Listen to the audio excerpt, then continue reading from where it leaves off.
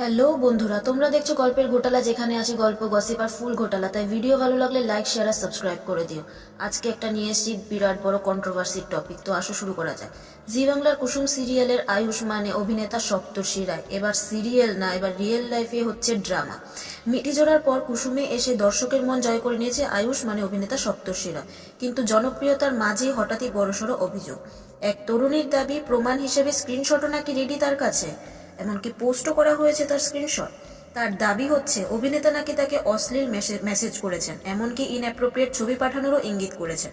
শুধু অভিযোগই না, স্ক্রিনশটও নাকি শেয়ার করা হয়েছে সোশ্যাল মিডিয়াতে। আর এখানেই নেটিজেনরা দুভাগে ভাগ হয়ে গেছেন। কেউ বলছে এটা সিরিয়াস ইস্যু, আবার কেউ বলছেন যে এটা আবার কোনো নতুন পাবলিসিটি স্টান্ট। তো আপনাদের কি মনে হয়? সবচেয়ে বড় ইন্টারেস্টিং ব্যাপার হচ্ছে এখনো পর্যন্ত কিন্তু অভিনেতার পক্ষ থেকে কোনো অফিসিয়াল স্টেটমেন্ট আসেনি। এখন কোশ্চেন একটাই, এটা কি সত্যি নাকি কোনো ভুয়ো খবর? এই নিয়ে সোশ্যাল মিডিয়ায় একদম ফুল অন ঝড় বয়ে যাচ্ছে। তো বলো তো বাবু, তোমাদের কি মনে হয় এই অভিযোগটা কি রিয়েল নাকি পুরোটাই ওভার হয়? কমেন্টে তোমাদের ওপিনিয়নটা ড্রপ করতে পারো।